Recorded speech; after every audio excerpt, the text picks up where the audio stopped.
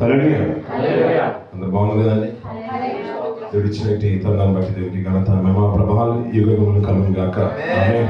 దేవుడు ఇచ్చిన సంఘానికి నాతో సేవకులకు ప్రభునామ శుభాలు. ప్రత్యేకంగా కార్యక్రమం నడిపించేసుకున్న లిలిగ్రీ సమ్మ గారికి సంఘం తరపున నా తరపున హృదయపూర్వక వందనాలు తెలుస్తున్నాను. దేవుడు మిమ్మల్ని మీ కుటుంబాన్ని బాగా దీవించి ఆశీర్వదించును గాక. ఇంకనూ ఆయన సన్నిధి, ఆయన కృపతో పాటు ఆయన ఆత్మ కాపుదల ఇక్కడ ఉన్నంత కాలం, భూమి మీద నిలిచినంత కాలం సమృద్ధైన వాతావరణంలో దేవుడు మిమ్మల్ని నడిపించి బలపరచును గాక. పిల్లలని శిలువదాన కూడికలో మరి చివరి దినాల్లో ఉంటున్నాం కాబట్టి శిలువదానం కూడిక చివరి కూడిక ఈ సంవత్సరంలో. రేపటి దిన ఒక ప్రత్యేకమైన కార్యక్రమం ఉంటుంది. ఏముందండి? మహా శుక్రవారం ఉంది కాబట్టి, శివ శుక్రవారం ఉంది కాబట్టి దాని కొరకు మనం సిద్ధపడుతున్నాం. కొన్ని మాటలు, విలువైన మాటలు ఈరోజు మనం ధ్యానం చేసుకుందాం. పిల్లలు 9:35 అవుతుంది. 10:35 వరకు ఏముంచే ప్రయత్నం చేద్దాం. పిల్లలు మీకా గ్రంథము 7వ అధ్యాయం, మీకా గ్రంథం 7వ అధ్యాయం 18వ వచనం చూద్దాం. పిల్లలు మీకా గ్రంథము 7వ అధ్యాయం 18వ వచనం. తన స్వాస్థ్యములో శేషించిన వారి దోషములను పరిహరించి వారు చేసిన అతిక్రమముల విషయమై వారిని క్షమించు దేవుడవైన నీతో సముడైన దేవుడు ఉన్నాడా? సరిపోతుంది పిల్లరా. మంచి మాట భక్తులు మాట్లాడుతున్న మాట్లాడుతున్న పిల్లరా. తన స్వాస్థ్యంలో శేషించిన వారు అన్నాడు. తనకంటూ ఒక స్వాస్థ్యం ఉందంట. ఎవరు తన స్వాస్థ్యం? ఇశ్రాయేలు. ఈరోజు మనం కూడా తన స్వాస్థ్యంగానే దేవుని సొత్తైన ప్రజలుగానే ప్రపంచంలో మనకంటూ ఒక పేరు ఉంది. అవునండి, మనకంటూ ఒక పేరు ఉంది. తన స్వాస్థ్యంగా పిలుస్తున్నాడు. పరిశుద్ధమైన సమాజము, రాజు అనే యాజక సమూహం అనే మాటలు మనం వింటుంటాం. తన స్వాస్థ్యంలో గత సంవత్సరం చాలా మంది కాలం చేశారు. ఈ వారిలో కూడా చాలా మంది చనిపోతున్నారు. మన ఫుజిరాలో కూడా గత రోజున, నిన్నటి రోజున చనిపోయారు. సత్వాలో మొన్నటి రోజున 5 చనిపోయారు. ఇలా చాలా మంది కాలం చేసిపోతున్నారు. ఈ కాలం చేసిన వారి పోయిన వారిలో అది అందరూ ఆయన తీర్పు నడిపిస్తున్నాడు. వారి జీవితానికి కావాల్సిన తీర్పు అప్పుడే జరిగిపోతుంది. ఒకవేళ బ్రతుకున్న వాళ్ళు, తన స్వాస్థ్యంలో ఇంకా శేషించిన వారు, శేషం అనే మాట మనకు తెలుసు కదా పిల్లలు. శేషించడం, ఇంకా మిగిలినది శేషం ఎంతైతే ఉందో ఆ మిగిలిన శేషంలో మనం నిల్చున్నాం కాబట్టి ఈ నిలిచిన శేషంలో దోషమును పరిహరించి వారు చేసిన అతిక్రమముల విషయమై వారిని క్షమించు దేవుడవైన నీతో సముడైన దేవుడు ఉన్నాడా? ఎంత అద్భుతమైన మాట కదా పిల్లలు. చాలా బాగా అనిపించింది, అద్భుతంగా అనిపించింది. నీలాంటి దేవుడు లేడు క్షమించే విషయంలో అన్నాడు. అప్పుడప్పుడు పిల్లల చిన్న పిల్లల్ని గతించిన 3-4 months బ్యాక్ కూడా పిల్లలు టూర్కి వెళ్ళారు స్కూల్ నుంచి. అలాగే మనం చిన్నప్పుడు కూడా మనం చాలా ఎక్స్కర్షన్స్ కానీ టూర్స్ అని మనం వెళ్తుంటాం, అవుటింగ్ అని వెళ్తుంటాం. మనకు అర్థం అవడానికి జూకు తీసుకెళ్లేవారు, మ్యూజియంకి తీసుకెళ్లేవారు. ఒకప్పుడు ఇది ఉండేది, అది మ్యూజియంలో ఉంది అని చూపించేవారు. అవును కదండి. మనకు అప్పుడప్పుడు సైన్ బోర్డుల మీద కనబడుతూ ఉంటాం. మన ఇండియా వెళ్తున్నప్పుడు ఎయిర్పోర్ట్ నుంచి స్టార్ట్ అయిందంటే మనం ఇంటికి చేరుకున్న వరకు మన వీధి గుమ్మాల వరకు కూడా అన్ని పోస్టులు కనబడుతుంటాయి, పెద్ద పెద్ద బ్యానర్లు కనబడుతూ ఉంటాయి, జంతువుల బొమ్మలు. ఇప్పుడు మన మధ్యకాలంలో మనం ఒకప్పుడు చిన్నప్పుడు చూసినా ఇప్పుడు ఈ మధ్యకాలంలో చూడట్లేదు. మనం వాల్ పేపర్లో పెట్టుకున్నాం, ప్రొఫైల్ పిక్చర్లో పెట్టుకున్నాం, డీపీగా పెట్టుకున్నాం, ఇవన్నీ కూడా మనం పెట్టుకున్నాం. ఒకప్పుడు అవి ఉండేవని చెప్తున్నాం పిల్లలు. అలాగే క్షమించడం అనేది ఈ రోజులలో కరువు అయిపోయింది. అవును కదండి. క్షమాపణ అనేది కరువు అయిపోయింది. మనం చాలా మటుకు కొన్ని మాటలు వింటున్నాం. ఈ రోజుల్లో జరుగుతున్న సందర్భాన్ని బట్టి మనకి తగ్గేదే లేదనే మాట మనం వింటూ ఉంటాం. కానీ క్షమించడం అనేది ఒకప్పుడు ఎక్కడ ఉండేదంటే అది మన ప్రభువులోనే ఉంది అనే విషయం ప్రపంచానికి నేటికి తెలుస్తూనే ఉంది. భూమి దాన్ని లేదు. ఒక మాట వచ్చినందుకు ఒక అధికారులు ఇద్దరు మాట్లాడుకున్న పోట్లాటను బట్టి ఒక యుద్ధం అయింది. దానివల్ల అమాయకులు చనిపోతున్నారు చిన్న మాటను బట్టి. అవును కదండి. దేశాలు సైతము తమ ప్రాణాలు మీకు తెచ్చుకునే స్థితిగతుల్లో వెళ్ళిపోతున్నాయి. అలా ఒక క్షమాపణ అంటూ ఏదైనా ఉందంటే దేవతలు అనబడిన వారు చిన్న మాటకు యుద్ధాలు చేసి తన రాజ్యాలు కూల్చుకున్న రోజులు ఉన్నాయి. కానీ నీలాంటి రాజు ఎవరున్నారు? నీలాంటి దేవుడు ఎవరున్నారు? బ్రతుకున్న వారు ఒకవేళ శరణు ప్రభువాన్ని నీ దగ్గరికి వస్తే క్షమించడంలో నువ్వు సమర్థుడవు. నీలాంటి దేవుడు ఎవరైనా ఉన్నాడా? ఎవ్వరు లేరు అనుకుంటున్నారు. ఈ మాటలు ఎలా ఉన్నాయంటే నిజంగా చెప్తున్నాను కదా, అది మ్యూజియంలో పెట్టిన మాటలాగే ఉంది నేటి ప్రపంచ క్రైస్తవానికి. మనం అనుకుంటాం ఇప్పుడు రేపటి దినంలో మనం మాట్లాడుకోతున్న ప్రతి మాటలో కూడా, ప్రభు గురించి మాట్లాడుకున్న ప్రతి మాటలో కూడా అద్భుతమైన మాటలు ఏంటంటే ఆయన స్థితిగతుల గురించి మనం మాట్లాడుకుంటాం. ఆ రోజు జరిగిన సందర్భాన్ని జ్ఞాపకం చేసుకుంటాం. ఈ రాత్రి ఆయన మీద ఎన్ని నిందలు మోపారు. రాత్రంతా తిప్పుతూనే ఉన్నారు. ఆ రోజు ప్రపంచం ఏమనుకుందంటే తూర్పు దేశ జ్ఞానులు వచ్చారంట. ఇంకా చెప్పాలంటే దేవదూతల గుంపు వచ్చిందంట ఆయన పుట్టుక కంటే ముందు. మరియమ్మ ఈ రాత్రి జన్మిస్తుంది, ఈ రోజున జన్మింపబోతుందంటే ఎంత ఆర్భాటం ఉంది. ప్రపంచంలో జ్ఞానులైన వారు ప్రభు గురించి ఆలోచన కలిగి ఉన్నారు. గొల్లలతో దూతలు మాట్లాడుతున్నారు. ఇవన్నీ మాట్లాడుతూ ఉంటే అంత పరలోక సైన్య సమూహం అంతా కూడా భూమికి దిగేసి ఆయన స్తోత్రగానం చేస్తూ ఉంటే ఒక ఆర్భాటం, ఒక వెలుగే కనిపిస్తుంది. ఆయన సిలువను ఎక్కుతుంటే రాత్రికి ఎందుకు అందరు రాలేదండి? అంత గొప్పోడే కదా. అంత గొప్పోడిని అలా ఒంటరిని చేసేసారని పిల్లలు. ఈ రోజుల్లో ఎవరికో చిన్న నాయకుడు ఒక పదవిలో ఉంటేనే తన వెనుకల సైన్యం వెళ్ళిపోతుంది, జైల్లో వెళ్ళిపోతున్నారు, అక్కడ వెళ్ళిపోతున్నారు. రోడ్ అంతా కూడా వీధుల్లో బారిన ఒక కాన్వాయ్ అంతా కూడా బయట కనబడుతుంది. బైకులు ఉంటే బైకులు, సైకిల్ ఉంటే సైకిల్, కార్లు ఉంటే కార్లు, తన వెనకాల ఒక రథంలో వెళ్ళిపోతున్నారు. జనాంగం అంతా కూడా అంత రోడ్లన్నీ కూడా బ్లాక్ అయిపోతున్నాయి. ఏమన్నా ఆయన ఏం తప్పు చేశాడు ప్రపంచానికి? ఏం కొదువ చేశాడు ఆయన భూమి మీద ఉన్నప్పుడు? రాత్రుల్లో తిప్పుతూ ఉంటే ఆయనకి ఏది ఉండొచ్చు పిల్లల? చిన్నప్పటి నుంచి ఈ రోజు వరకు, ఈ రాత్రి ఘట్టం వరకు మీరు ఆలోచించండి పిల్లల. ప్రపంచానికి ఇది కొదువైంది, ఈ మాట చేయలేదు. ఆ రోజున సమాజానికి ఇది అతను అందిస్తే బాగుందని చెప్పడానికి ఏదైనా కొదువైంది ఉందా తన జీవిత చరిత్రలో? ఎవరిని తక్కువ చేశాడా పిల్లల? ఏది తక్కువ చేయలేదు. ప్రపంచం అంతవరకు స్వస్థత అంటూ తెలియదు, దేశాల్లో స్వస్థత అంటూ తెలియదు, ప్రేమ అంటూ తెలియదు, తండ్రిని చూసిన దాఖలాలు లేవు. ఇవన్నిటిని తెలియజేస్తుంటే అతని మీద ఈర్ష్య గట్టి, కక్ష గట్టి, రాజులు సైతం అతని మీద ఒక మంచి అభిప్రాయం కలిగి ఉన్నారు. రోమ ప్రభుత్వానికి లేని బాధ యూదులకు ఎందుకు వచ్చింది? తన ప్రజలకు ఎందుకు వచ్చింది? వారు కక్ష గట్టి ప్రధాన యాజకులు, శాస్త్రులు, అయ్యో ఇతను రాజు అంటున్నాడు కదా, ఆయన కాకపోయినా అతని మీద నేరం మోపాల్సినంత శిక్ష ఏం లేదు కదా, అంత పాపమేం లేదు కదా అంటే, అయినా పర్లేదు అతను దేవుడు అని చెప్పుకుంటున్నాడని ఒక మాటను బట్టి కక్ష గట్టి చంపడానికి ప్రయత్నం చేశారు పిల్లలు. ఇవన్నీ ఆలోచిస్తూ ఈ రాత్రి అంతా కూడా ఆయన వేదన అంతా కూడా ఎక్కువైపోయింది. మనం అనుకున్నాం ఏంటంటే పిల్లలు, ఆ రోజు మట్టుకి, ఆ రాత్రి మట్టుకే వేదన కలిగింది. గుడ్ ఫ్రైడే రోజున ఆయన సిలువను ఎక్కాడు. 9 గంటలకు సిలువనేశారు. 3 గంటలకు ప్రభు చనిపోయాడు, మరణించాడు. తిరిగి 3వ దినాన మృత్యుంజయుడిగా లేచాడు. ఆ 2 రోజులు, ఆ రోజు మట్టుకి, ఈ రాత్రి మొదలుకొని గుడ్ ఫ్రైడే 3 గంటల వరకే తన వేదన అనుభవించాడు, శోధన అనుభవించాడు. తిరిగి మృత్యుంజయుడు లేచిన తర్వాత తండ్రి కుడిపార్శ్వన ఉన్నాడు, కూర్చున్నాడు, అతను హాయిగా ఉన్నాడని మనం అనుకుంటున్నాం. అవును కదండి, హాయిగానే ఉన్నాడని మనం అనుకుంటున్నాం. ఇక్కడ ఒక మంచి మాట జ్ఞాపకం చేస్తాను పిల్లలు. ఇందాక మనం చదువుకున్న కీర్తనలో కూడా మాట ఉంది, క్షమాపణ గురించి మాట్లాడుతుంది. మన కీర్తన గ్రంథంలో కొన్ని మాటలు మనం చూసుకొని ముందుకెళ్దాం. 69వ అధ్యాయం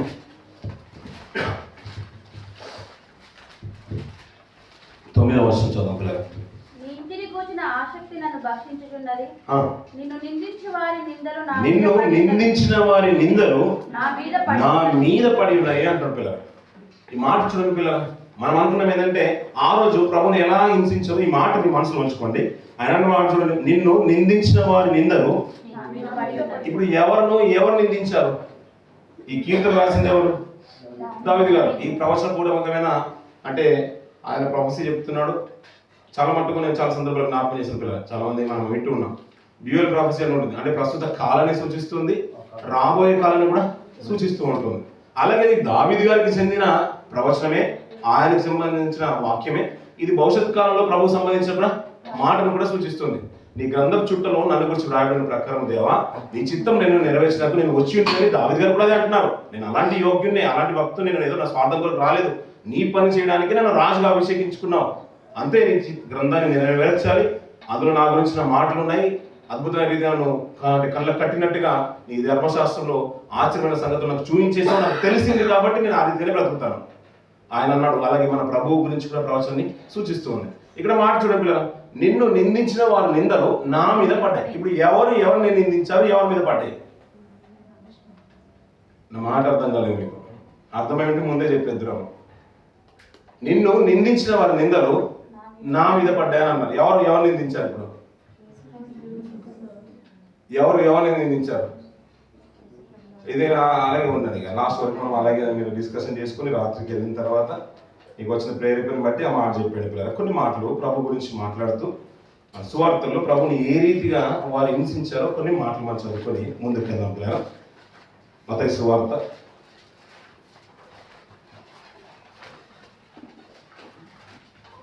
26వ ఆయనకి శిలువలెక్కే కన్నా ముందు 26వ అధ్యాయం 26వ అధ్యాయం 64 నుంచి కొన్ని మాటలు కింద చూడండి పిల్లలు. ఇది మొదలుకొని మనుష్య కుమారుడు సర్వశక్తుని కుడిపార్శ్వన కూర్చుండుటయు ఆకాశ మేఘాలుడై వచ్చుటై మీరు చూచుతారని చెప్పగా, ప్రధాన యాజకుడు తన వస్త్రము చింపుకొని వీడు దేవదూషణ చేసెను, మనకిక సాక్షులతో పని ఏమి, ఈ దూషణ మీరిప్పుడు విన్నారు, మీకేమి తోచుచున్నారని అడిగెను. అందుకు వారు, వీడు మరణముకు పాత్రుడనిది. అప్పుడు వారు ఆయన ముఖము మీద ఉమ్ము వేసి ఆయనను గుద్దిరి. కొందరు ఆయనను అరచేతులతో కొట్టి, క్రీస్తు నిన్ను కొట్టిన వాడెవరో ప్రవచింపమనిరి. పేతురు వెలుపలి ముంగిట. అలాగే ఇంకొక మాట కూడా చూద్దాం. అదే లూకా సువార్తలు ప్రభు గురించి చెప్పిన మాటలు ఈ చివరి దినాన ఆయన ఏ రీతిగా హింసింపబడుతున్న కొన్ని మాటలు. 22వ అధ్యాయం లూకా సువార్త 63వ వచనం నుంచి. పట్టుకున్న మనుషులు ఆయనను అపహసించి కొట్టి ఆయన ముఖము కప్పి నిన్ను కొట్టిన వాడెవడో ప్రవచింపమని ఆయన అడిగి. సరిపోతుంది పిల్లలు. అలాగే యోహాను సువార్తలో వచ్చే పిల్లలు కొన్ని మాటలు నేను జ్ఞాపకం చేయాలని ఆశపడుతున్నాను. 33వ వచనం నుంచి కొన్ని మాటలు చూద్దాం పిల్లలు. 19వ అధ్యాయం 33వ వచనం నుంచి. వారు యేసునకు వచ్చి అంతకు ముందే ఆయన మృతి పొందిట చూచి ఆయన కాలు వెలుగొట్టలేదు గాని సైనికులలో ఒకడు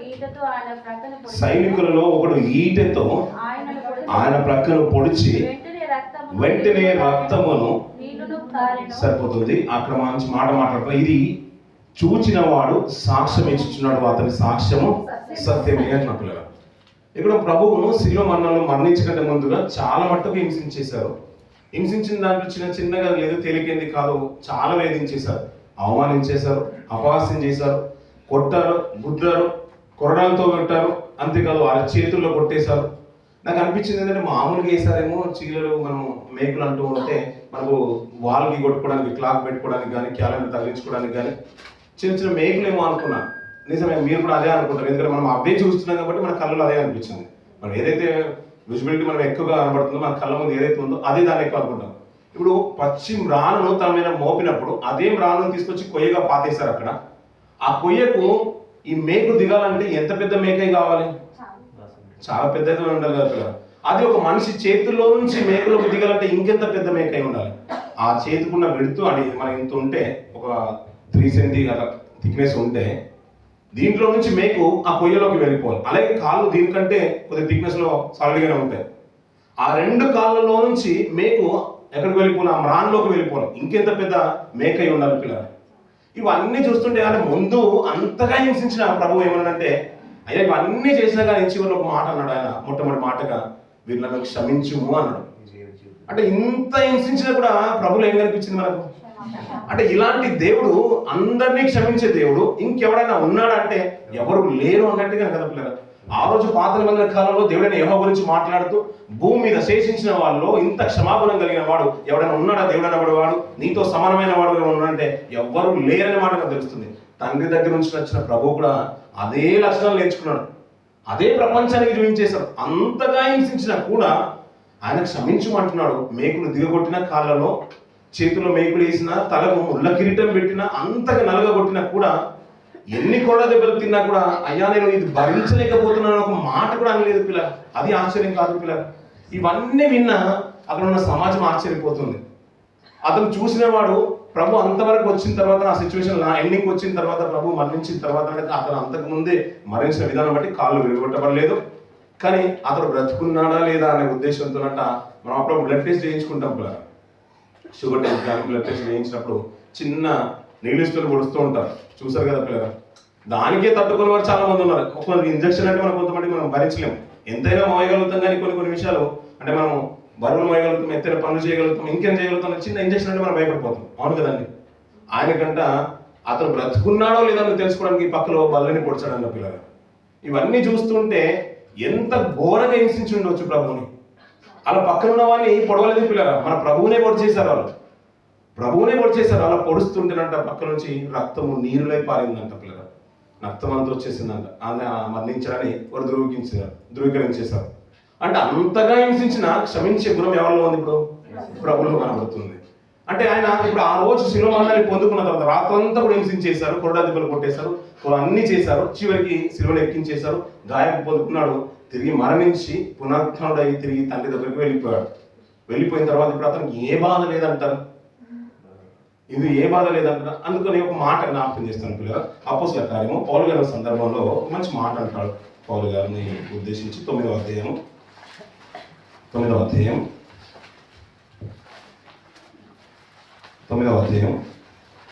5వ వర్షం చూడ పిల్లలు. ప్రభువా నీవెవడవని అతడు అడుగగా ఆయన నేను హింసించుచున్న యేసును. సరిపోతుంది పిల్లలు. ఇంక మాట చూడండి పిల్లలు. ఆయన ఎన్నోసార్లు మనం ఎన్న మాటల నుంచి ప్రభువా నీవెవడవని అతను అడగగా ఆయన నీవు హింసించుచున్న యేసును అన్నాడు. అంటే మనం ఏమనుకున్నాము, మనం ఇందాక ఎప్పుడో మనం వింటూ ఉంటాం, సంఘాన్ని హింసించినట్లయితే మన ప్రభువుని హింసించినట్టే అని మాట మనం ఎక్కువగా మనకు సుపరిచితమైన మాటలు ఇది ఒక మాట. అవును కదండి. ప్రభువును అంతవరకు హింసించారు, ఆ రోజు మట్టుకే హింసించారు, రాత్రంతా కొట్టేశారు, వస్త్రాలు మార్చేశారు, రక్తం ఎక్కువైన కొద్దీ వస్త్రాలు మార్చేశారు, బయటికి తీసుకెళ్ళిపోతున్నప్పుడు వేరే వస్త్రాలు తీసుకొచ్చారు, ఎందుకంటే అతను హింసించినట్టుగా ప్రపంచానికి తెలియదు అనుకున్నారు. తలకు ముళ్ళ కిరీటం పెట్టేశారు, తమకు ఇష్టం వచ్చినట్టుగా హేళన చేసి మాట్లాడేశారు. ఆ రోజు మట్టుకే హింసించేశారంటే కాదంట. సౌలు గారి కాలం వచ్చేసరికి, ఇంకా మొదటి అధ్యాయం వచ్చేసరికి, 9వ అధ్యాయం మొదటి వర్షంలో చూసినట్లయితే ఒక ఉపద్రవం వచ్చేసింది సంఘంలో, ఆదిమ సంఘంలో కరువు వచ్చేసింది. సంఘము చాలా మటుకు చెదిరిపోయింది విశ్వాసులందరినీ. ఈయన ఏంటంటే అదే ప్రాణాధారమైనట్టుగా అందరిని హింసించడానికి వెళ్తున్నాడంట. అలా వెళ్తున్నప్పుడు దమస్కలో కూడా నాకు వారెంట్ ఇస్తే బాగుంటుంది, అరెస్ట్ వారెంట్, అక్కడికి వెళ్ళి మరి నేను స్త్రీలను సైతం ఈడ్చుకొని వచ్చేద్దును అని వెళ్తున్న తరుణంలో కింద పడిపోయాడు. కింద పడిపోయిన తర్వాత అతను అడుగుతున్నాడు, నేను మామూలుగా పడిపోను కదా, నాకు గుర్రం స్వారంటే అంత కదా కదా, నేను మామూలు అధికారి కానే కాదు, అలాంటి నేను కింద పడిపోయినంటే కారణం ఏంటి అన్నట్టుగా అతను వెలుగుంచుడు కానీ నువ్వు అసలు ఎవడివి అని ప్రభుని ప్రశ్నిస్తున్న తరుణంలో ప్రభు చెప్తున్న మాట ఏంటంటే నీవు హింసించుచున్న యేసును. అంటే మనం ఇంతవరకు హింసిస్తున్నారంటే అంతవరకు ప్రభుని హింసిస్తూనే ఉన్నారంట. ఇప్పుడు ఆయన పరలోక వాసి అయి ఉన్నట్టు అవశ్యము అని మన మాటలు మనం వింటూ ఉంటాం. ఇందాక చదువుకున్న మాటలు కూడా ఏంటంటే దేవుని కుడిపాసిన ఆశను అయ్యి ఉండు వరకు అనే మాటలు మనం విన్నాం. అక్కడ వెళ్ళిన తర్వాత కూడా ప్రభువు సుఖంగా లేడు, సంతోషంగా లేడు. ఒకప్పుడు మనం ఆదిలో మనం చూస్తూ ఉంటాం, నేను ఆయన యొక్క ప్రధాన శిల్పినై అనునిత్యము దినదినము ఆనందించి చుట్టిని ఆయన కలుగజేసిన పర్లోకను బట్టి కానీ, పర్వతాలను బట్టి కానీ, మనుషులను బట్టి కానీ దాన్ని చూస్తూ ఉంటే దేవా నీ క్రియలు అద్భుతము, ఇంతటి అద్భుతమైన ప్రణాళిక నీకు ఉంది కదా, దీని అంతా చూస్తుంటే నాలో ఆనందం ఉందని దేవుని చేతి పనిని బట్టి ఇతను ఆనందిస్తున్నాడంట. అలాంటి ఆనందించే వ్యక్తిని భూమికి దించింది మన కొరకే అంటాడు. ఇంకా ఎఫెసీయుల రాసిన పత్రికలో ఎక్కువగా మనం వింటూ ఉంటాం. మొదటి అధ్యాయం 4-6 వచనాల్లో ఎట్లనగా తన ప్రేమి అందు తాను ఉచితంగా మనకు అనుగ్రహించిన కృపా మహిమకు కీర్తి ప్రతిష్టలు కలుగునట్లంట ప్రేమ చేత క్రీస్తులో జగత్తు పునాది వేయబడక మునిపే మనల్ని ఏర్పాటు చేసుకున్నాడంట. ఇప్పుడు మనం ఏర్పాటు చేసుకున్నాడంటే మనం అల్టిమేట్గా మనకు తెలిసిన మాట ఏంటంటే మన పిల్లలు ఈ భూమికి వస్తున్నారు, మన కుటుంబంలో కూతురు కానీ కుమారుడు కానీ పిల్లలు కానీ ఉన్నారంటే వాళ్ళకి ఏదైతే అవసరమో ప్రతిదీ మన సమకూర్చాలని మనకు తెలుస్తుంది. వాళ్ళు ఈ టైంకు తింటారు, ఈ టైంకు బ్రేక్ఫాస్ట్ కావాలి, వాళ్ళకి ఇలాంటి డ్రెస్సులు కావాలని మనం ముందే ఎలాగైతే సిద్ధపరచుకుంటామో మనం ఈ భూమికి వస్తాం, మనం పాపం చేస్తాం అనే విషయం కూడా జగత్తు పునాది వేయబడక మునిపే తండ్రి ఆలోచనలో ఆ ఒక భాగం మనం చేస్తామని ఆయన ఆలోచన అనుకున్నంట ఈ లోకానికి పంపించాలని. అలా అనుకున్న ఆయన ఈ భూమికి వచ్చిన తర్వాత ఏ రీతిగా శ్రమ పొందాడో మనకు బాగా తెలుసు. అక్కడ వెళ్ళిపోయిన తర్వాత మళ్ళీ తిరిగి సంతోషం కలిగి ఉన్నాడంటే అక్కడ సంతోషమే లేదంట ఆయనకి. ఎందుకంటే ఇంకా నేటికి ఆయన హింసిస్తూనే ఉన్నాడంట పౌలు గారు ఆ సందర్భం వరకు. అంటే ఆయన ఏమంటున్నాడు, స్త్రీలను సైతం పురుషులను సైతం దేవుని కొరకు బ్రతికివని నేను హింసిస్తుంటే ఎవరు హింసిస్తున్నట్టు పౌలు గారు అంటే దేవుడు మన ప్రభు అంటున్నాడు ఏంటంటే నువ్వు హింసిస్తున్నావు కదా, స్త్రీలను కానీ సంఘంలో కానీ సంఘాన్ని చెదిరిపోయిన వాళ్ళు అందరినీ చెదరగొడుతున్నావు కదా, హింసిస్తున్నావు కదా, ఇది హింసించినప్పుడు అంట నన్ను హింసిస్తున్నావు అని అంటున్నాడు. అందుకని ఇందాక చదువుకున్న మాట ఏంటంటే మన కీర్తన భావన చదువుకున్న మాట, నిన్ను నిందించిన వారి నిందలు నా మీద పడినాయి అంటున్నాడు పిల్లలు. దేవుని కొరకు బ్రతికే వాడు అంట నిందించినప్పుడు అంట ఆ నిందలు ఇప్పుడు ఎవరి మీద పడుతున్నాయి, ఇప్పుడు యేసయ్య మీద పడుతున్నాయి అంట. అందుకని అది ప్రవచనము నెరవేర్పు. మన రోమ పత్రికలో మనం చూస్తుంటాం 15వ అధ్యాయంలో, రోమ పత్రిక 15వ అధ్యాయం 3వ వచనం చూడండి పిల్లలు. క్రీస్తు కూడా తన్ను తాను 15వ అధ్యాయం 3వ వచనం క్రీస్తు కూడా తన్ను తాను సంతోషపరచుకోలేదు కానీ నిన్ను నిందించు వారి నిందలు నా మీద పడెను అన్నట్లు అక్కడ ప్రవచనం ఉంది, ఇక్కడ నెరవేర్పు జరుగుతుంది. మీకు ఆ మాట ఎందుకంటే ఆయన అంతగా హింసింప పొందినా కానీ క్షమించే తత్వం అతనిలో కనబడింది కదా, క్షమించే గుణం అతనిలో ఉంది కదా. అంత గొప్ప మనసు ఎందుకు ఉందంటే దానికి ఒక కారణం ఉందంటాడు జ్ఞాని అయిన సొలొమోను గారు. సామెతల గ్రంథము 19వ అధ్యాయం సామెతల గ్రంథము 19వ అధ్యాయం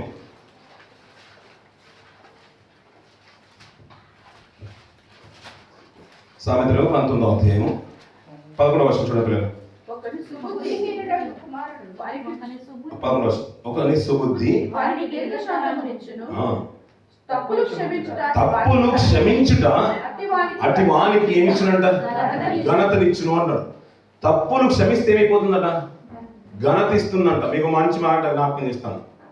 అంటే ఇప్పుడు ఒకే తండ్రి పిల్లలమైన మాట అందరం మనం ఒప్పుకుంటాం కదా పిల్లలు, మనం కూడా పరమ తండ్రి యొక్క పిల్లలమే అని. అవును కదండి, ఒప్పుకుంటారండి. అంటే కనీసం మనం ఒప్పుకుందాం పిల్లలు. బయట ఉన్నాడు ఎలా ఒప్పుకొని లోకంలో ఉన్నవారు మేము అలాంటి వాళ్ళం ఆ పని చేస్తేనంట చనిపోతేనంట, ఒక మంచి పని చేసి చనిపోతేనంట అనేకులను చంపి దేవుని కొరకు పని చేస్తానంట, అది దేవుని పని అంట. అలా చంపిన తర్వాత అంట వీడు వెంటనే వెళ్ళగానే ఒక 72 మంది ఉంటారంట తన కొరకు అతన్ని సంతోషపరచడానికి అక్కడ స్వర్గంలో. ఇంకా మనం చెప్పుకుంటే ఇంకా వేరే మతాల గురించి మాట్లాడుకుంటే వారి కొరకు చాలా మంది డాన్సర్లు ఉంటారంట అక్కడ. ఇక్కడ ఏదో కరువు అయినట్టు. అవును కదండి. అంటే అక్కడ ఉన్నాయి. కానీ ఒక్కవేళ ఇక్కడ మంచి మాట్లాడుతున్న పిల్లలు, తప్పులు క్షమించుట అట్టి వానికి ఏమిస్తుందంట? ఘనతనిచ్చును అంటున్న పిల్లలు. ఘనత అట్టి వానికి ఇస్తుందట. మనం దేవుని పిల్లలమని మనం ఎలాగైతే ఒప్పుకుంటున్నామో అదే తన తండ్రి పిల్లలు ఎవరు? మన ప్రభువైన యేసుక్రీస్తు. అవును కదండి. ఆయనలో అదే క్షమాగుణం. పాత్ర గ్రంథంలో మీక గ్రంథంలో మాట మూలవాక్యం మన మనసులో ఉండాలి. నీలాంటి క్షమించే దేవుడు నీకు సమానమైన వాడు ఎవడన్నా ఉన్నాడా? ఎవ్వరూ లేరు. అలాంటి గుణమే మన ప్రభులో కనబడుతుంది. అంతగా హింసించిన క్షమించే తత్వం ఎవరో కనిపించింది? మన ప్రభులో కనిపించింది. ఇప్పుడు అతని పిల్లలమే, మన తండ్రి పిల్లలమే, మనకంటే జ్యేష్ఠుడు మన ప్రభువైన యేసుక్రీస్తు, మన దేవుడు, మన రక్షకుడు. ఆయన లక్షణాలు లోకంలో ఉన్నప్పుడు మనకు ఎలాగో రాలేవనుకోండి. ఇప్పుడు దేవుళ్ళకి వచ్చిన తర్వాత మనం అలాంటివి అవలంబించుకోవాలి కదా. అలా అవలంబించుకున్నప్పుడు అంట కొంతమంది మన భక్తులు మనకు కనబడుతున్నారు. అందుకని నేను ఒక మాట జ్ఞాపకం చేస్తాను. పిల్లలు ఒరిస్సా ప్రాంతంలో మనకు తెలుసు, గతించిన కొన్ని రోజులు 20 సంవత్సరాల క్రితం గ్రామ్ స్టెయిన్ గారు పరిచయ నిమిత్తం ఆస్ట్రేలియా ఆ ఖండాన్ని, ఆ దేశాన్ని విడిచిపెట్టి ఇక్కడికి వచ్చి వాళ్ళకు వైద్యము, విద్య అన్ని ఇస్తుంటే ఇక అనాగరికులు వీరికి అసలు బ్రతకడం కూడా తెలియదని వాళ్ళకి అంత దగ్గర నుండి వచ్చి పోషిస్తూ ఉంటే తన కొడుకులు ఇద్దరిని ఫిలిప్, తిమోతి, మంచి పేర్లు, ఇద్దరి పేర్లు పెట్టుకొని అంత పరిచయం చేస్తుంటే తన భార్య వచ్చి వెళ్ళిన తర్వాత ఒకనొక దినాన మనకు తెలుసు కదా అతని గురించి. అతని పేరేం పేరు? దారసింగ్. విన్నారు కదండి. ఆయన జీపులో రాత్రి పడుకుంటున్నట్టు అతనికి నచ్చక అతనికి పెట్రోల్ పోసి కిరసనాలు పోసి తగిలించేశారు పిల్లలు. అందులో సజీవ సాక్షులుగా సజీవంగా హతులైపోయారు. బయట ఏం జరుగుతుందో వాళ్ళకి తెలియదు. ఒక్కసారి మంటలు చెలగిన తర్వాత తన పిల్లలతో సహా అతను ప్రాణాలు కోల్పోయాడు. తీరా వెంటనే అతన్ని పోలీసులు అరెస్ట్ చేశారు పిల్లలు. అతని ఉరిశిక్ష వేయించడానికి కూడా సంసిద్ధమైపోయింది భారతదేశ ప్రభుత్వం. తీరా అతను చర్చి దగ్గర ఉన్నప్పుడు, కోర్టులో ఉన్నప్పుడు తన భార్య వచ్చింది అన్న మాట మనకు ఎక్కువగా తెలుసు. మనం బాగా విన్న మాటలో ఒకటి ఏమందామే? క్షమించుమంది. ఆమె క్షమించుమంది కాబట్టే ఇప్పుడు ఆమెకి ఏమొచ్చింది? ఇందాక సమాజంలో చదువుకున్న మాట 19వ అధ్యాయం, ఘనత వచ్చిందంట. అవును కదండి. ఆమె క్షమించమంది కాబట్టే ఇప్పుడు గ్రామ్ స్టెయిన్ గారి గురించి నేటికి మనం మాట్లాడుకుంటున్నాం. అతని పిల్లల పేర్లు కూడా నాకు జ్ఞాపకం ఉన్నాయంటే అది నాకే ఆశ్చర్యం అనిపించింది. అతని పిల్లల పేరు చూడండి, ఫిలిప్, తిమోతి. వాళ్ళు కూడా ఆతసాక్షులు లాంటి బ్రతికిన జీవితాలు. అంతటి మంచి పేరు పెట్టుకున్న ఆయన పరిచయం చేయడానికి తన దేశాన్ని, ఖండాన్ని విడిచిపెట్టి ఇక్కడికి వచ్చి పరిచయం చేస్తుంటే దాన్ని తట్టుకోలేక అతను హింసించేశారు పిల్లలు. చంపించేసింది లోకం. ఆ లోకం చంపించేస్తుంటే తన భార్య ప్రభు ప్రేమ పొందుకున్నది, రక్షణలోకి వచ్చింది. తన క్షమాగుణాల్లో ఒకటి అవలంబించుకున్నది, అలవర్చుకున్నది. వెంటనే క్షమిస్తే భారతదేశ ప్రభుత్వం అంతా కూడా విస్మయపోయింది. ఇంకా అసలు అంటే క్షమాగుణం నీలాంటి తల్లి ఈ లోకంలో లేదు అనేసింది పిల్లలు. నేటికి అది ఆదృశ్యమైపోయింది. అంటే కళ్ళకు అంటే మనం ఏమంటాం పిల్లలు, ఆశ్చర్యంగానే ఉండిపోయింది. ఒక దృశ్య రూపకంగానే ఉండిపోయింది ఆ సన్నివేశం. అంట ఆ రోజు ఉన్న వారి సాక్ష్యాలు వింటుంటే ఆశ్చర్యం అనిపించిందంట. ఆ రోజు ఈ మధ్య కాలంలో ప్రవీణ్ గారి భార్య కూడా ఆ మాట అంది, కానీ అంతగా అది హృదయం తాకలేదు. తన భయంతో చెప్పిందేమో లేదు అన్న మాటలు మనం విన్నాం. కానీ ఆ రోజు ఆమె మాటలు ఏంటంటే అందులో నిర్బంధం ఏం లేదు, అంత కూడా దొరికిపోయాడు, చేసిన వాడు వాడే అని తెలుసు, అయినా క్షమించే తత్వం ఆమెలో ఉంది. అందుకనే ప్రభువుని ఎరిగింది, ప్రభు యొక్క కుమార్తెగా పిలువబడింది. అందుకనే తండ్రి దగ్గర ఉన్న మనం అందరం అంట దేవుని పిల్లలు మనం ఎలాగైతే మనం చెప్పుకుంటున్నామో అదే మనకంటే చేసిన మన ప్రభు ఈ లోపలికి వచ్చిన తర్వాత అతను అంతగా హింసించిన క్షమించేశాడు. అది రక్షణలోకి వచ్చిన మనం కూడా అదే నేర్చుకోబడింది. ఎందుకంటే అందరూ మీరు కన్న తండ్రి పిల్లలే కదా. ఆయనకు అంత గొప్ప లక్షణం ఉంటే మనకెందుకు లేదు అంత లక్షణము? అందులో వచ్చిన ఈ స్త్రీ మణి అంటే ఇంకా చెప్పాలంటే మాణిక్యం లాంటిది మట్టిలో. అంతలో క్షమించే తత్వం ఆమెలో ఉంటే మనం ఏం చేస్తున్నామో అంటున్నాడు. అందుకనే ఆ సౌలు గారట సంఘాన్ని హింసిస్తూ ఉంటేనట, ఇంకా సంఘాన్ని హింసిస్తుంటే దేవుని కొరకు బ్రతికేవాడిని. ఇప్పుడు ఆ రామచంద్ర గారి కుటుంబానికి హింసించినప్పుడు కానీ, ప్రవీణ్ పగడాల్ గారు ఒకవేళ దేవుని కొరకు ఇష్టంగా ఆయన బ్రతికినట్లయితే ఆయన హింసించినప్పుడు కానీ, ఒకవేళ మీరు కానీ నేను కానీ మీలో ఇంకెవరైనా కానీ దేవుని కొరకు నిజంగా భక్తితో బ్రతికినట్లయితే మిమ్మల్ని ఒకరు హింసించినా కానీ ఆ హింస ఎవరి మీద పడుతుందా నిందలని కూడా ఇప్పుడు కీర్తన గ్రంథంలో చదువుకున్న మాట మనకు సుపరిచితమైన మాట. అది ఇప్పుడు మనసులో మనకు ఆటోమేటిక్గా అది రివీల్ అయిపోవాల్సిందే. వారు నిందించిన నిందలు ఇప్పుడు ఎవరి మీద పడ్డాయి? మన ప్రభు మీద. అంటే ఆ రోజు మాత్రం, ఈ రోజు రాత్రి మాత్రమే కాదు ప్రభు హింస పొందింది. రేపటికి ఒక రోజున ఆయన శిలువను ఎక్కినప్పుడు అప్పుడు మాత్రమే హింస కాదు అతను పొందుతుంది. ప్రతి రోజు నేటికి కూడా ఆయన హింసింపబడుతుంది. అందుకని పౌలుగడుతున్న మాట అదే కదా, అక్కడ మార్చిన ఇందాక చదువున్న మాట పౌలుగడుతున్న మాట మాట. అప్పుడు ప్రభువా హింసించుచున్న యేసును, అంటే అంతవరకు నన్ను హింసించేసావు అని అనట్లేదు. ఇంకా అది కంటిన్యూస్ టెన్స్ లోనే కనబడుతూ ఉంది. అది హింసించుచున్న యేసును ఇంకా జరుగుతూనే ఉంది అని అంటున్నాడు పిల్లలు. ఆ రోజు ఆమె క్షమించేసింది కాబట్టి ఆమెకు ఘనత వచ్చింది. ఆ రోజు శిలువపై ఎక్కినప్పుడు వారందరూ చేసిన క్రియలని బట్టి ప్రభు క్షమించేశారు కాబట్టి ఘనతకు అర్హుడుగా మన ప్రభు కనబడుతున్నాడు పిల్లలు. అవును కదండి. నేటికి అతని స్మరణ తీసుకోవడానికి కారణం ఏంటి తెలుసా? ఆయన క్షమించకపోతే. ఇందాక మనం చదువుకున్న కీర్తన భాగం చేయండి, అక్కడ అద్భుతమైన మాటనే ఉంటుంది. చాలా అనిపించింది ఇందాక చదువుకున్న మాట. ఎన్నో కీర్తన అండి మనం చదువుకున్న మాట? కీర్తన భాగంలో చదువుకున్నాం 130వ అధ్యాయము 4వ వచనం చదివి 3వ వచనం చదువు. అయినను జనులు నీ యందు భయభక్తులు నిలుపునట్లు నీ యొద్ద క్షమాపణ దొరుకును. యెహోవా నీవు దోషములను కనిపెట్టి చూచిన యెడల ప్రభువా ఎవడు నిలవగలుగుతాడు? ఈ భూమి మీద ఎవరు నిలవగలుగుతారు? ఆ రోజు రోమ ప్రభుత్వం నిలిచేది కాదు, యూదా జాతి నిలిచేది కాదు. అవును కదండి. అందుకనే ప్రతి దాని గురించి మాట్లాడుతూ అతనికి క్షమించే తత్వం ఉందంట. ఇందాక చదువుకున్న మాట మీక గ్రంథం మీ మనసులో ఉంటే అది ఇప్పుడు అద్భుతంగా ఉంటుంది. అలాంటి దేవుడు దేవతలను పడిన వాళ్ళు ఎవ్వరూ లేరు ఈ రోజు ప్రపంచానికి. మన ప్రభు తప్ప ఇంకా మాదిరికరణ జీవితాలు ఎవరు లేరు. అందుకని ఆ క్షమాతత్వం అనేది ప్రపంచంలో అరుదైపోయింది, కరువు అయిపోయింది పిల్లలు. అది కనిపించట్లేదు. అందుకని పౌలు గారు అంత హింసించినప్పుడు కూడా నువ్వు హింసిస్తున్నావు కదా దానికి నీకు ప్రతీకారం ఇస్తానని అనట్లేదు. అతన్ని మార్చుకున్నాడు దేవునిలోకి. అందుకని మనం ఏమంటామంటే ఇప్పుడు గతించిన దినాల్లో విన్నాం, ఆయన హింసించినప్పుడు అంట మనం వెంటనే వారిని అగెనిస్ట్గా వారికి వ్యతిరేకంగా మనం ప్రార్థన చేయొద్దంట. హింసించిన వారి గురించి ఏమన్నాడు? ప్రార్థన చేయాలి. అదే వ్యతిరేకంగా ప్రార్థన, వాళ్ళని శపించేసి వారిని తీసుకెళ్ళిపో, వాళ్ళు నాశనం అయిపోని ఏమైనా మాటలు కాదంట. ఏమన్నారు? వారు మార్పు కొరకు వారి మానవ మనసు రావాలని మనం ప్రార్థన చేయాలంట. అదే కదా పిల్లలు. అదే గ్రామస్థ గారి కుటుంబానికి ఆదేశించి అతను నేటికి ప్రస్తుత కాలానికి కూడా వారి మినిస్ట్రీకి, అంటే వారి ఏదైతే ఆర్ఫెన్స్ మినిస్ట్రీ కానీ ఈ బీదలకు వాళ్ళకి చేసే సేవ ప్రాంతానికి కానీ ఆ ఒరిస్సా ప్రాంతంలో అతనే దానికి ప్రెసిడెంట్. ఇప్పుడు ఆమె నియమించింది అక్కడే. అతను అంతలా మార్పుతలకు వచ్చేసింది పిల్లలు.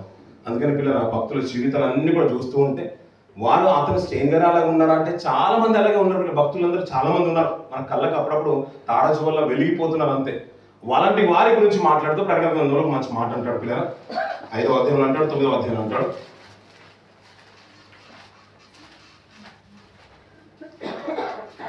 12వ అధ్యాయం 11వ వచనం చూడండి పిల్లలు. వారి గొర్రెపిల్ల రక్తమును బట్టి తామిచ్చిన సాక్షులను బట్టి వారిని జయించి ఉన్నారు గాని మరణం వరకు తమ ప్రాణములను ప్రేమించిన వారు కాదు.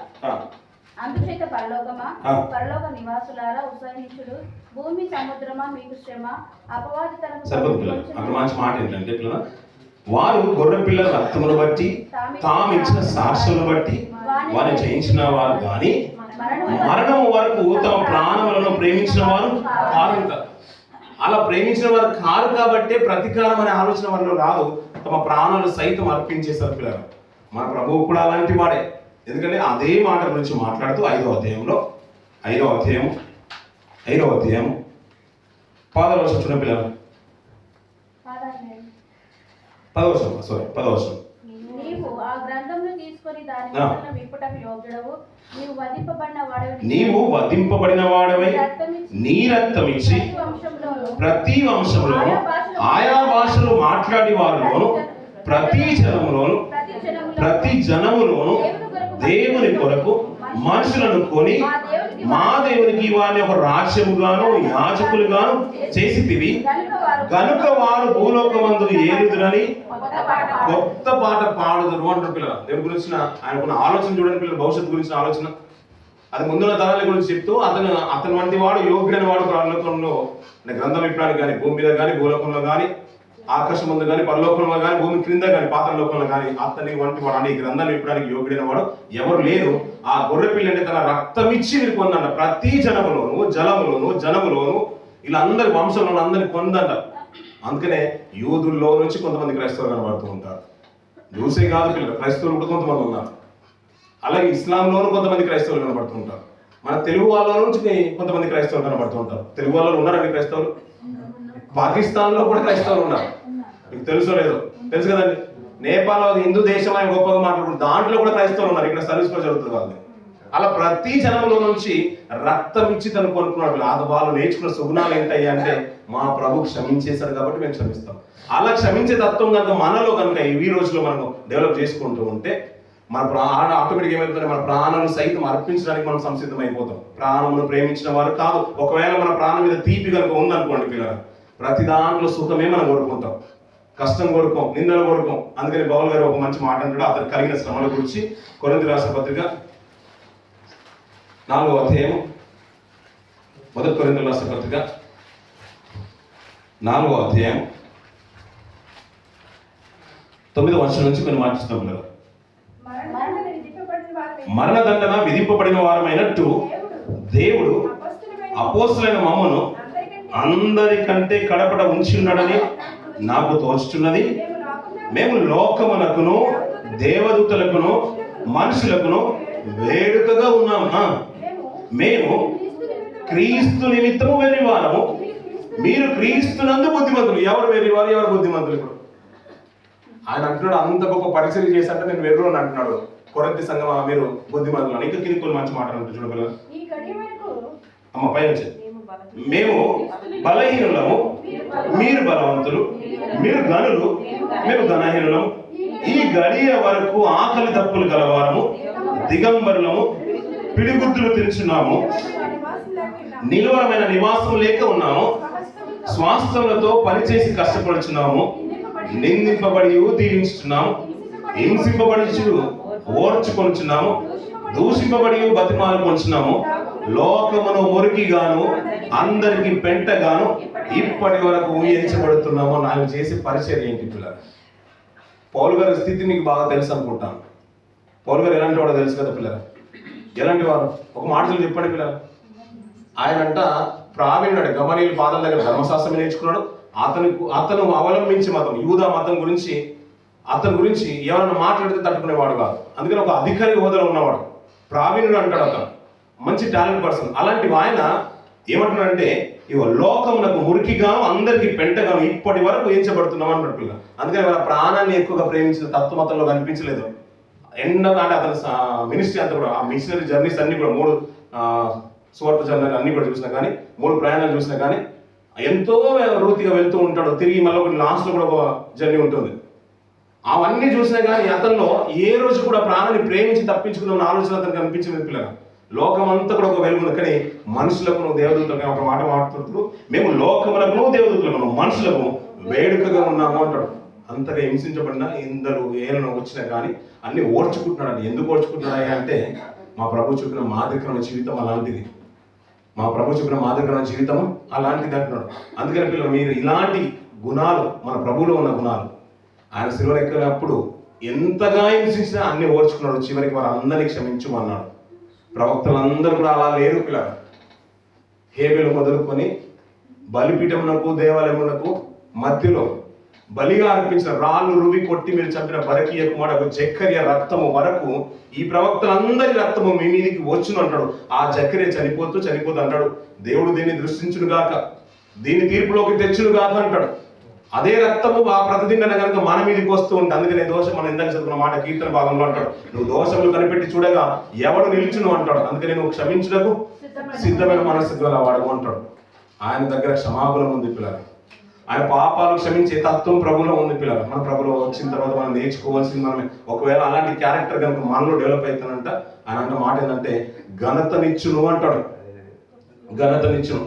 చాలా మంది జీవితాలు చూడండి పిల్లలు. గాంధీ తాత గురించి మనం మాట్లాడుకుంటాం కానీ అతను చదువుకున్న నేర్చుకున్న దాంట్లో నుంచి ప్రభులాంటి లక్షణం అతను చంపినప్పుడు అంటే గాడ్స్ చివరిలో ఉన్నప్పుడంట గాడ్స్ చంపి అతను పట్టుకున్నారు. ఆల్రెడీ అతను పట్టుకున్న తరుణంలో కూడా అతను చనిపోతూ చెప్పిన మాట అతను విడిచిపెట్టుకున్నాడంట, క్షమించమన్నాడంట పిల్లలు.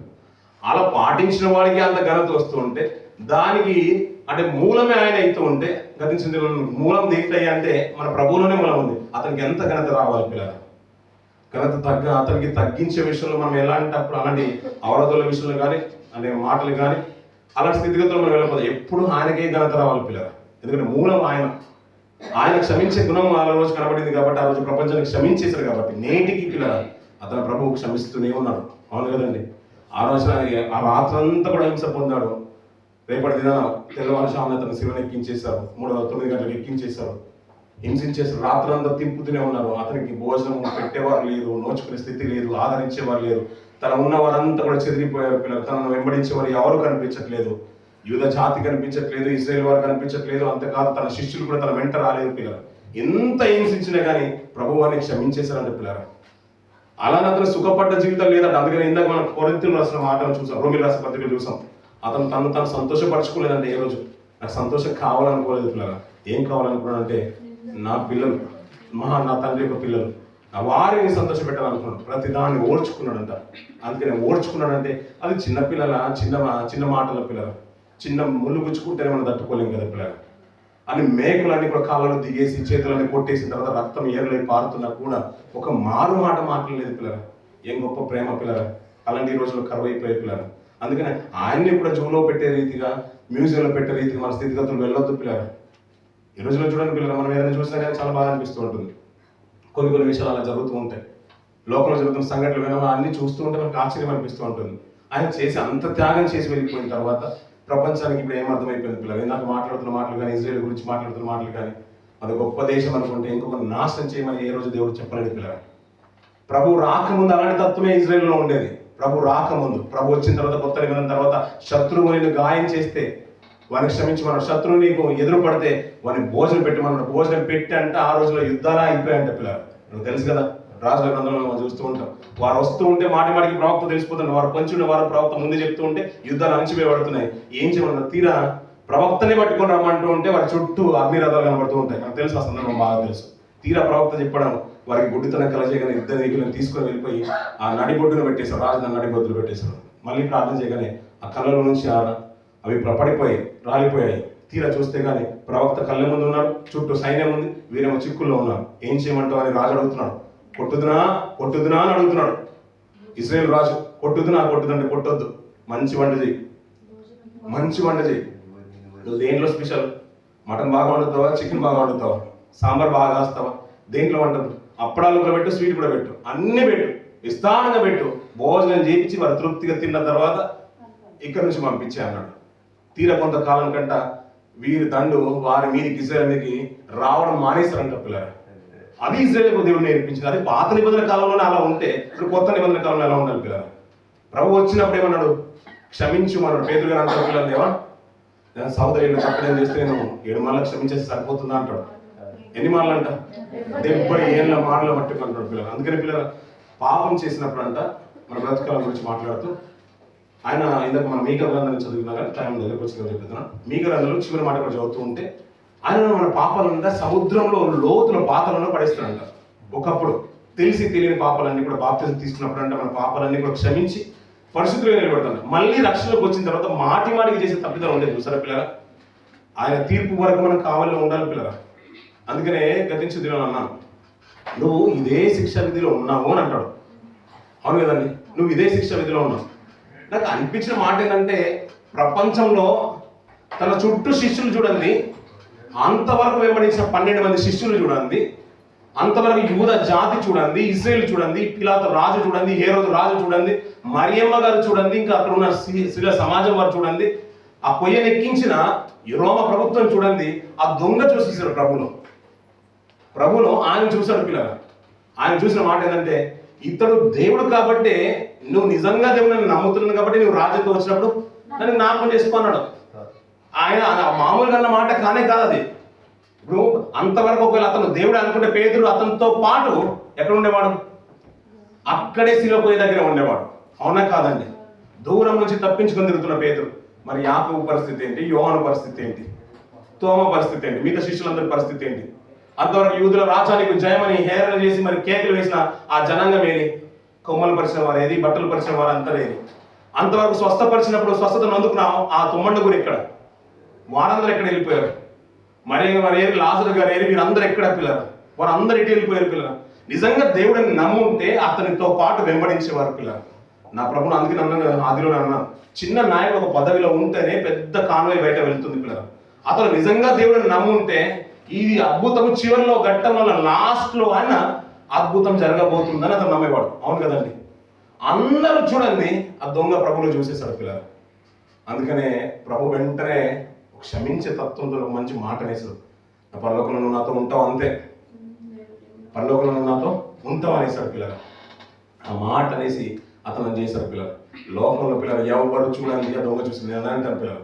అందరూ క్రైస్తవులే, ఎవరు చూడండి గ్రామ్ స్టేన్ గారు వారి ఫ్యామిలీ చూసేసింది ప్రభువులో ఏదో గొప్పతనం చూసేశారు పిల్లలు. వారికి అర్థమైపోయింది. కొన్ని మిషనరీ చూడండి పిల్లల కట్టు బట్టలతో బయటకు వెళ్ళిపోతారు. వారు చంపడానికి నరరూప రాక్షసులు అయినా కానీ అక్కడి ప్రాంతాల్లో వెళ్ళిపోయి మరి పరిచయం చేస్తుంటారు. వారు ఆస్తులు విడిచిపెట్టుకుంటారు, భార్య పిల్లలు విడిచిపెట్టుకుంటారు, వెళ్ళిపోతుంటారు, భర్త వెళ్ళిపోతుంటారు, భార్య కూడా తనతో పాటు వెళ్ళిపోతుంది. నా కళ్ళారా చూసిన మాట ఏంటంటే పిల్లలు కొన్ని ఒరిస్సా ప్రాంతం నుంచి బిహార్ నుంచి వచ్చేసారు, వెళ్ళినారు, అక్కడ పరిచయం చేస్తారు, మరి విపరీతంగా కొట్టేసి ట్రైన్లో పడేస్తుంటే అది బోధన పరిసర ప్రాంతాలకు వచ్చేసిన తర్వాత పక్కన తీసేశారు.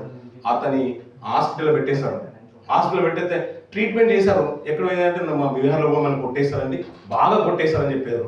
కొట్టిన తర్వాత కొద్దిగా రికవర్ అవుతున్నాడు లేదో వెంటనే మమ్మల్ని ట్రైన్ ఎక్కించేది అన్నారు. ఎక్కడికి? మళ్ళీ బీహార్కి వెళ్ళిపోతాం అంటారు. అంటే వాళ్ళకి ఏమర్థమైపోయింది పిల్లల ప్రభు గురించి? మనం ఏదో చూడండి వాళ్ళు చూసేసారు పిల్లల ప్రభుని. అదే అంటున్నారు పిల్లలు, దొంగ చూసింది, నువ్వు నేను చూడాలి పిల్లల ప్రభుని. క్రైస్తవులుగా మనం కూడా వారి భార్య చూసింది, గ్రామస్తుని భార్య చూసింది. ప్రభులో అంత గొప్ప లక్షణం ఉంటే నాకెందుకు ఆ లక్షణం లేదు? ప్రభుని పగడం లేదు, ఒక భార్య చూసేసింది. చాలా మంది భక్తులు కూడా అలాగే ప్రభువులు గొప్ప నేర్చుకున్నారు పిల్లలు. అందుకని తమ ప్రాణాన్ని అమితంగా ప్రేమించిన వారు కారు. గొర్రె పిల్లల రక్తం ఏంటో వారికి విలువ నెరిగిన వారు. మనం కూడా ఆ విలువ నెరుగుదాం పిల్లలు. ప్రభు కలిగిన గొప్ప మనసును మనం కలిగి ఉందాం పిల్లలు. ఇది చివరి కూడికైనా కానీ ఆయన ప్రభు నేటికి హింస పొందుతూనే ఉన్నాడు పిల్లలు. హింసించే వారు చాలా మంది ఉన్నారు. నీ మీద వచ్చే నింద. అందుకని నువ్వు భారము ప్రభు శిలువలో నెత్తుకుంటే లోక పాపంలో మోసుకుని భారం అంట. పాపం ఎన్నైనా కానీ అతను మోసుకొని పోతాడు. దీని గురించి చింత ప్రభువుకు ఉంది. దేవుడు కొరకు బ్రతికే నీకు నింద వచ్చినా కష్టం వచ్చినా నా ప్రభువు చూస్తాడు, నీ ప్రభువు చూస్తాడు, నీకు మంచి పరిష్కారం ఇస్తాడు, నీకు ప్రతిఫలం ఇస్తాడు. ఆయన మీద దృష్టి తప్పులేరా. చివరికి కొన్ని మాటలు మాట్లాడుతుంటాడు అప్పుడు. అవన్నీ కూడా మనం ఆలోచిస్తూ ఉంటే దేవన్ నా పక్షంలో నువ్వు ఉండి గొప్ప విజయాలు చేకూరుస్తున్నావు కదా. ఇంతవరకు మేము వచ్చామంటే ఈ 3 నెలలకు వచ్చాం, 4 నెలలకు వచ్చామంటే నీ కృప కాదు, నీ సన్నిధి కాదు పిల్లలు. ఆయన మాటలు ఈ శిలువ త్యాగంలో ఈ లెంట్ డేస్లో మనం నేర్చుకున్నాం. విలువైన మాటలు చాలా ఉన్నాయి. ఆయనకు అంత గొప్ప లక్షణాలు ప్రపంచానికి నేర్పించి వెళ్ళిపోయిన తర్వాత దాన్ని పాటించిన వారు, క్రైస్తవులు కాకపోయినా కూడా పాటించిన వారు నేటికి ఘనత తెచ్చుకున్నారు పిల్లలు. మనం ఎందుకు తెచ్చుకోలేకపోతున్నాం అలాంటి తత్వాన్ని మన జీవితాల్లో? మనం నేర్చుకున్న పిల్లలు దేవుని కొరకు ఉన్నతంగా బ్రతుకుదాం. ఆయన చేసిన త్యాగాన్ని మనం స్మరణ చేసుకుని ఈ లోకాన్ని వెళ్ళబోద్దాం పిల్లలు. అట్టి కృప దేవుడు మనకు, మన కుటుంబాలకు, సంఘాలందరికీ అనుగ్రహించిన కాక ప్రత్యేకంగా ఈ కార్యక్రమం ఏర్పాటు చేస్తున్న లిలిగ్రేస్ అమ్మగారికి ప్రభు నామమున శుభాలు తెలియజేస్తున్నాం. దేవుడు మిమ్మల్ని మీ కుటుంబాన్ని బాగా దీవించి ఆశీర్వదించిన కాక.